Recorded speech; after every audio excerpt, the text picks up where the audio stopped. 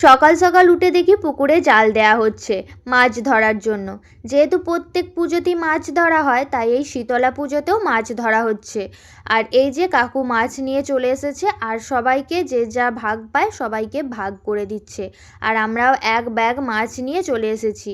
দুটো পুকুরে মাছ ধরা হয়েছিল, তাই অনেকটাই মাছ ভাগ পেয়েছি।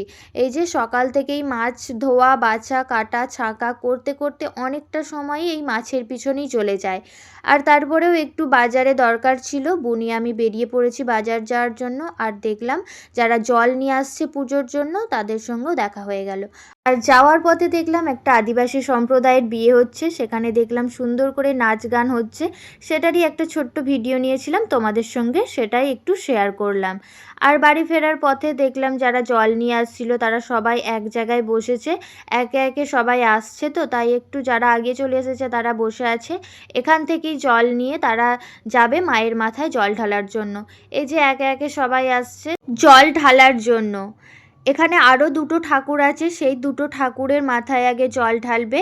তারপরে যেই ঠাকুরের জন্য জল আনতে গেছে শীতলা মা, সেই শীতলা মায়ের কাছে তারপরে জল নিয়ে সবাই যাবে। এই যে সবাই জল নিয়ে যাচ্ছে সেই শীতলা মায়ের মন্দিরের দিকে।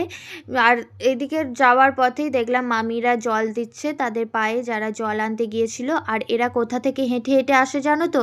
সেই তারকেশ্বর থেকে হেঁটে হেঁটে আসে মায়ের মাথায় জল ঢালার জন্য।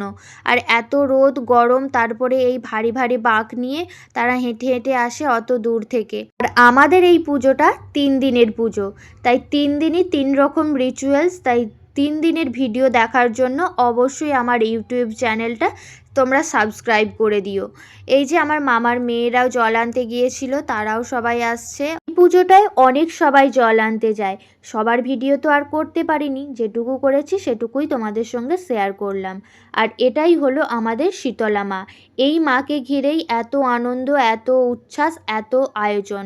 এই মায়ের পুজোর জন্যই এত কিছু জোগাড়। এই যে সবাই একে একে পুজো দিচ্ছে। আর যারা জল আনতে গিয়েছিল তারা সবাই মিলে এবারে মায়ের মন্দিরের চারপাশটা প্রদক্ষিণ করবে, করে তাদের যে যার ঘোড়াগুলোকে সাজিয়ে রাখবে। এই ঘোড়াগুলোকে সাজিয়ে রাখার জন্য একটা জায়গা করা হয়, সেখানেই তাদের ঘোড়াগুলো সুন্দরভাবে সাজিয়ে রাখে। এরপরে সবাই একে একে মায়ের পুকুরে স্নান করে আসে। স্নান করে আসার পর যে যার ঘোড়া থেকে জল নিয়ে মায়ের মাথায় জল ঢালে। সবাই একে একে জল ঢালার পর তারপরে পুজোতে বসে। পুজো হতে করতে অনেকটা সময় লেগে যায়, তার কারণ অনেক সবাই তো জল আনে, সবাই জল ঢালে, তারপরে পুজো আরম্ভ হয়। আর এরপরে আমি কোনো রকম পুজোর ভিডিও করতে পারিনি, যেহেতু সেদিন আমার দুটো সাজানোর বুকিং ছিল, আমি চলে গিয়েছিলাম। তাই যেটুকু ভিডিও করেছি সেটুকুই তোমাদের সঙ্গে শেয়ার করলাম। ভালো লাগলে অবশ্যই আমার চ্যানেলটা সাবস্ক্রাইব করে দিও। আর আমার সঙ্গেই থেকো নতুন নতুন ভিডিও দেখার জন্য।